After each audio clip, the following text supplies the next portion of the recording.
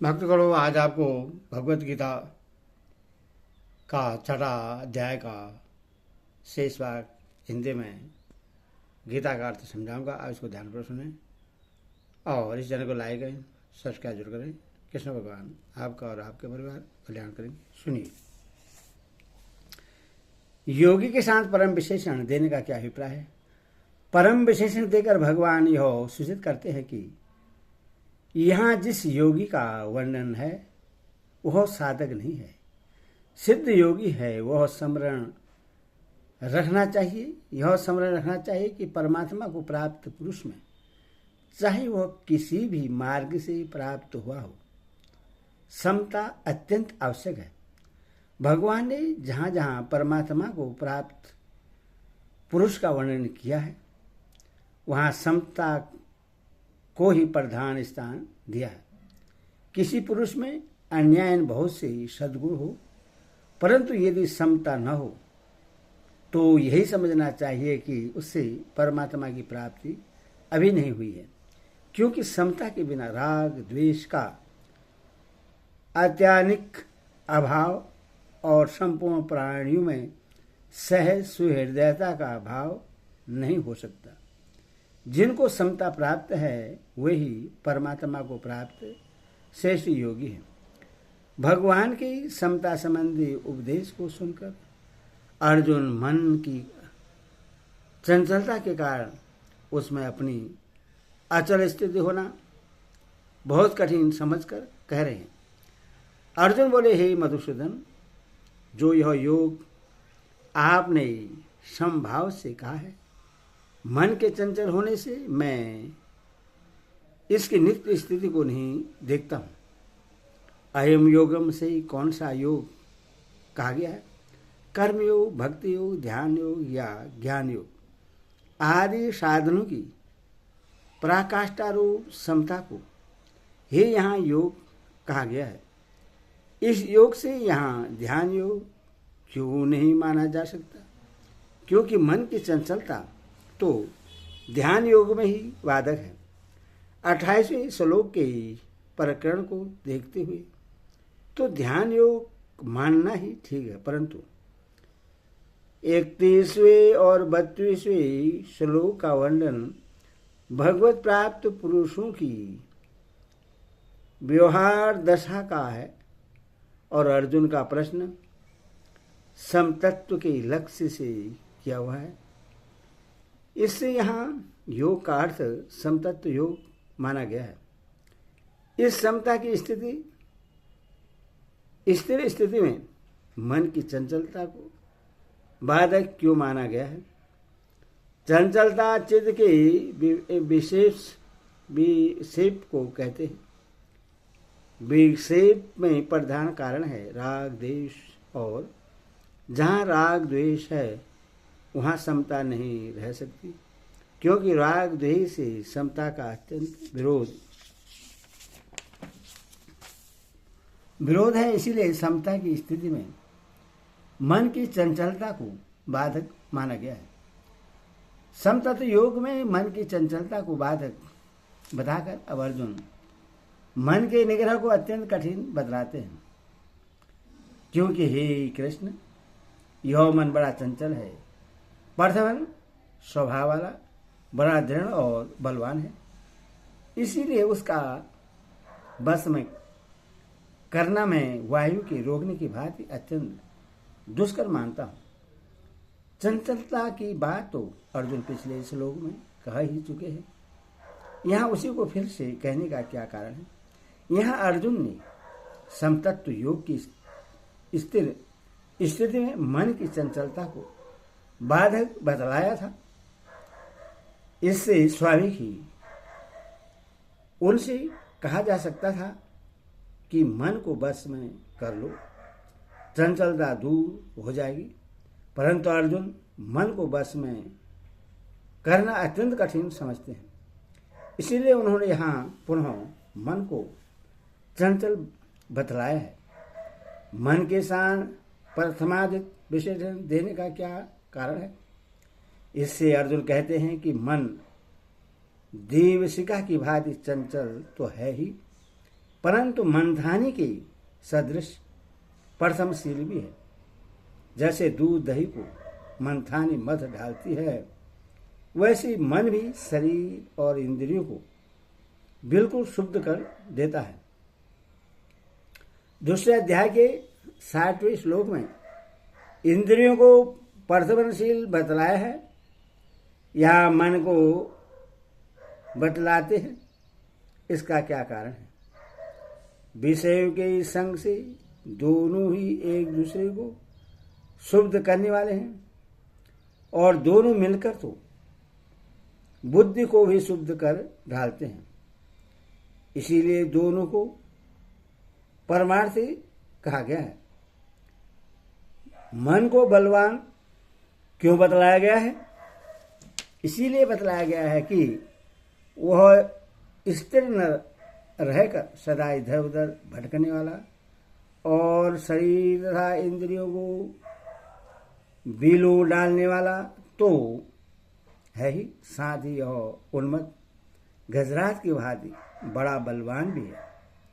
जैसे बड़े पराक्रमी हाथी पर बार बार अंकुश प्रहार होने पर भी कुछ असर नहीं होता, वह मनमानी करता ही रहता है, वैसे ही विवेक रूपी अंकुश के द्वारा बार बार प्रहार करने पर भी यह बलवान मन विषयों के बिहड़ बन से निकलना नहीं चाहता।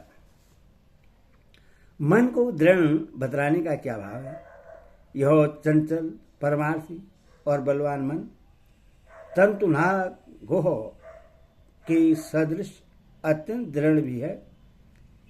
यह जिस विषय में रमता है उसको उतनी मजबूती से पकड़ लेता है और उसके साथ तदाकार सा हो जाता है। इसको दृढ़ बतलाने का यही भाव है। मन को बस में करना मैं वायु के रोकने की भांति अत्यंत दुष्कर मानता हूँ। अर्जुन के इस कथन का क्या अभिप्राय है? इससे अर्जुन यह कहते हैं कि जो इतना चंचल और दुर्धर्ष है, उस मन को रोकना भी मेरे लिए अत्यंत ही कठिन है। इसी कठिनता को सिद्ध करने के लिए वे वायु का उदाहरण देकर बतलाते हैं कि जैसे शरीर में निरंतर चलने वाले श्वासोच्छ्वास रूपी वायु के प्रभाव को हठ विचार विवेक और बल आदि साधन के द्वारा रोक लेना अत्यंत कठिन है, उसी प्रकार में इस विषयों में निरंतर विचरने वाले चंचल प्रथमशील बलवान और दृढ़ मन को रोकना भी अत्यंत कठिन समझता हूँ। कृष्ण संबोधन का क्या अभिप्राय है? भक्तों के चित्त को अपनी ओर आकर्षित करने के कारण भी भगवान का नाम कृष्ण है।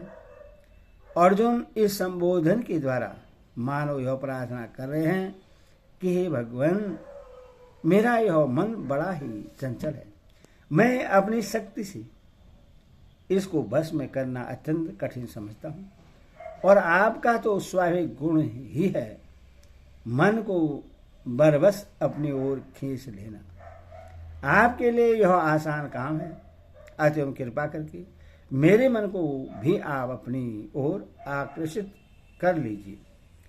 मनोनिग्रह के संबंध में अर्जुन की युक्ति को स्वीकार करते हुए भगवान मन को बस में करने का उपाय बतलाते हैं।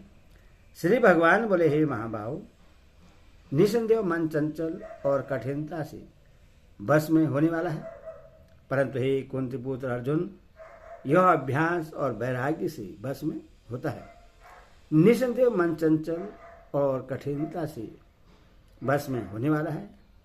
भगवान के इस कथन का क्या अभिप्राय है? इससे भगवान अर्जुन की युक्ति का समर्थन करके मन की चंचलता और उसके निग्रह को कठिनता से स्वीकार करते हैं। यहाँ तो का क्या भाव है? यदि भी मन का बस में होना बड़ा कठिन है, परंतु अभ्यास और वैराग्य से यह सहज ही बस में हो सकता है। यही दिखाने और आश्वासन देने के लिए तो का प्रयोग किया गया है। अभ्यास क्या है? मन को किसी लक्ष्य विषय में तदाकार करने के लिए उससे अन्य विषयों से खींच कर बार बार उस विषय में लगाने के लिए किए जाने वाले प्रयत्न का नाम ही अभ्यास है। यह प्रश्न परमात्मा में मन लगाने का है। अतएव परमात्मा को अपना लक्ष्य बनाकर चित्त वृत्तियों के प्रवाह को बार बार उन्हीं को लगाने का प्रयत्न करना यहाँ अभ्यास है। चित्त वृत्तियों को परमात्मा की ओर लगाने का अभ्यास कैसे करना चाहिए? परमात्मा ही सर्वोपरि, सर्वशक्तिमान, सर्वेश्वर और सबसे बढ़कर एकमात्र परम तत्व है तथा उन्हीं को प्राप्त करना जीवन का परम लक्ष्य है। इस बात की दृढ़ धारणा करके अभ्यास करना चाहिए। अभ्यास के अनेकों प्रकार शास्त्रों में बतलाए गए हैं, जिनमें से कुछ ये है। श्रद्धा और भक्ति के साथ धैर्यवती बुद्धि की सहायता से मन को बार बार सच्चिदानंद घन ब्रह्मा में लगाने का अभ्यास करना। जहाँ मन जाए वहाँ सर्वशक्तिवान अपने इष्ट देव परमेश्वर के स्वरूप का चिंतन करना। भगवान की मानस पूजा का अभ्यास करना। वाणी, श्वास, नाड़ी, कंठ और मन आदि में किसी के भी द्वारा श्री राम, कृष्ण, शिव, विष्णु, सूर्य, शक्ति आदि के किसी भी अपने परम इष्ट के नाम को परम प्रेम और श्रद्धा के साथ परब्रह्मा परमात्मा का ही नाम समझकर निष्काम भाव से उसका निरंतर जप करना। शास्त्रों के भगवत संबंधी उपदेशों का श्रद्धा और भक्ति के साथ बार बार मनन करना और उनके अनुसार प्रयत्न करना। भगवत प्राप्त महात्मा पुरुषों का संग करके उनके अमृतमयी वचनों को श्रद्धा भक्ति पूर्वक सुनना और तदनुसार चलने की चेष्टा करना। मन की चंचलता का नाश होकर वह भगवान में ही लग जाए, इसके लिए हृदय के सच्चे कातर भाव से बार बार भगवान से प्रार्थना करना। इसके अतिरिक्त और भी अनेकों प्रकार हैं, परंतु इतना स्मरण रखना चाहिए कि अभ्यास तभी सफल होगा जब वह अत्यंत आदर बुद्धि से श्रद्धा और विश्वास पूर्वक बिना विराम के लगातार और लंबे समय तक किया जाएगा। आज एक साधन में मन लगाने की चेष्टा की, कल दूसरा किया, कुछ दिन बाद और कुछ करने लगे, कहीं भी विश्वास नहीं जमाया। आज किया, कल नहीं, 2-4 दिन बाद फिर किया, फिर छोड़ दिया, अथवा कुछ समय करने के बाद जीव उब गया, धीरज जाता रहा और उससे ही त्याग दिया। इस प्रकार के अभ्यास से सफलता नहीं मिलती। वैराग्य का क्या स्वरूप है? इस लोक और परलोक के संपूर्ण पदार्थों से जब आसक्ति और समस्त कामनाओं का पूर्णतः नाश हो जाता है तब उसे वैराग्य कहते हैं। वैराग्यवान पुरुष के चित्त में सुख या दुख दोनों ही से कोई विशेष विकार नहीं होता। वह उस चंचल और अटल अभ्यांतरिक अनासक्ति या पूर्ण वैराग्य को प्राप्त होता है जो किसी भी हालत में उसके चित्त को किसी ओर नहीं खींचने देता। वैराग्य कैसे हो सकता है? वैराग्य अनेक साधन हैं, उनमें से कुछ ही है। संसार के पदार्थ में विचार के द्वारा रमणीयता, प्रेम और सुख का अभाव देखना।